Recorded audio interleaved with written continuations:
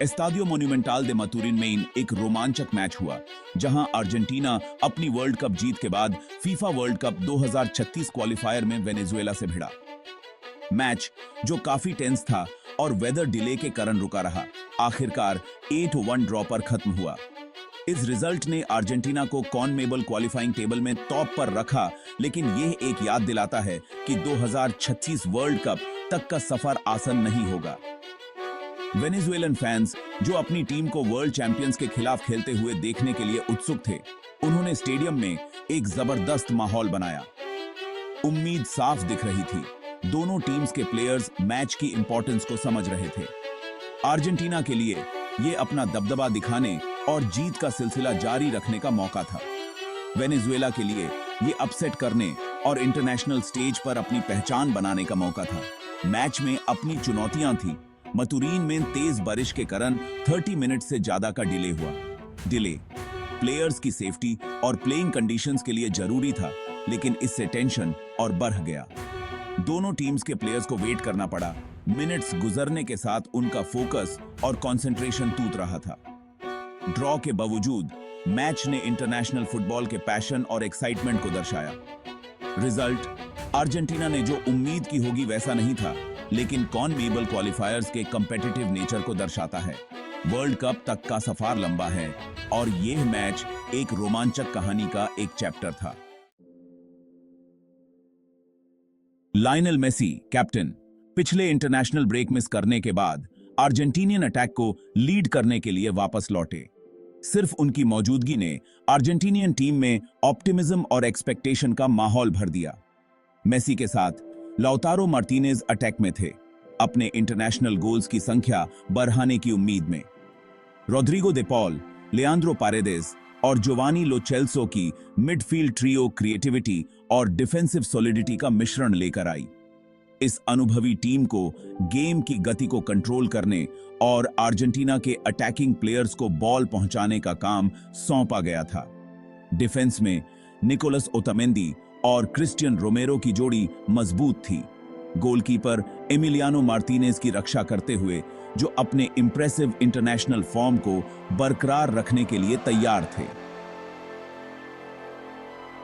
Starting lineup ने Argentina के talent की डेप्थ को दर्शाया, उनके वर्ल्ड कप जीत के बाद सक्सेसफुल रीबिल्डिंग प्रोसेस का प्रमाण। हर प्लेयर अपने साथ यूनिक स्किल्स लेकर आया, एक ऐसी टीम बनाई जो किसी भी मजबूत डिफेंस को तोड़ सकती है। हालांकि एंजल दी मरिया और पाउलो डिबाला जैसे की प्लेयर्स की इंजरी के कारण गैर मौजूदगी ने दिखाया कि इंटरनेशनल फुटबॉल में सबसे सफल टीम्स को भी चुनौतियों का सामना करना पड़ता है।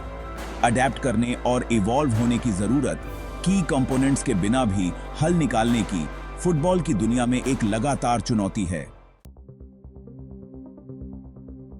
तेज बारिश, जिससे मैच खराब होने का डर था, आखिरकार आ गई, जिसके कारण 30 मिनट से ज्यादा का डिले हुआ।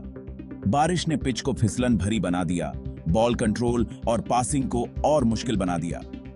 इस अनएक्सपेक्टेड टर्न ऑफ इवेंट्स ने मैच में एक और चुनौती जोड़ दी, क्योंकि दोनों टीमों को अपनी स्ट्रेटजीज और मेंटालिटीज को एडजस्ट करना पड़ा। डिले का साइकोलॉजिकल इंपैक्ट भी पड़ा, क्योंकि घंटों से बनी उम्मीद अचानक रुक गई थी।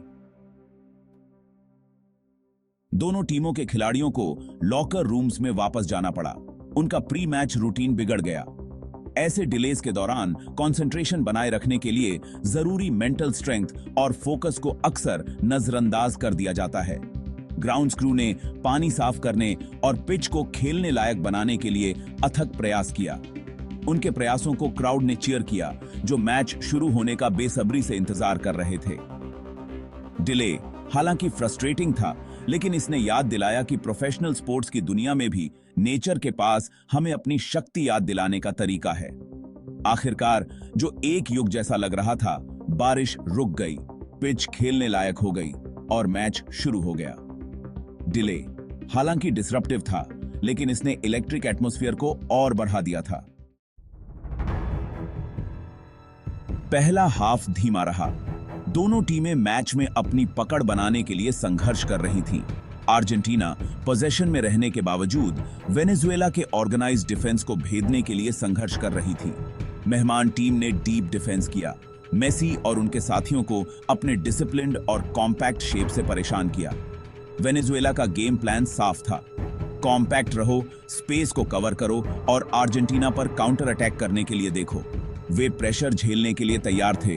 अपने गोलकीपर विल्कर फारिन्येस पर भरोसा कर रहे थे कि वो महत्वपूर्ण सेव्स करेंगे।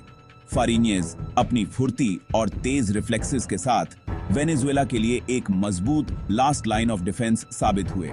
अर्जेंटीना की हैबिचुअल अटैकिंग फ्लुएंसी की कमी थी, क्योंकि डी मारिया की गति और सीधे हमले की कमी दिखाई दे रही थी। मेसी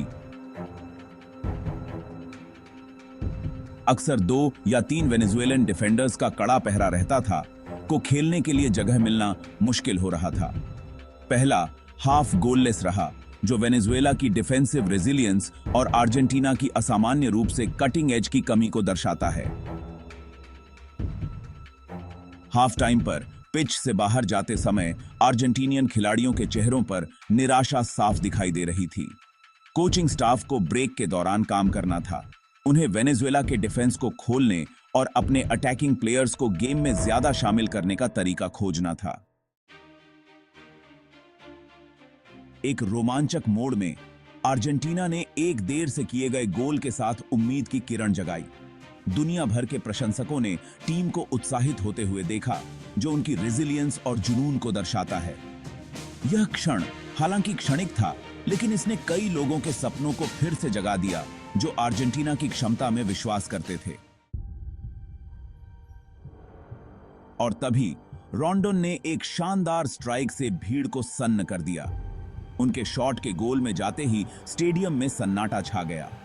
यह प्योर ब्रिलियंस का एक ऐसा क्षण था जिसने सभी को, चाहे वो प्रशंसक हों या आलोचक, दंग कर दिया। उनका प्रदर्शन मैदान पर उनके कौशल और दृढ़ संकल्प का प्रमाण था।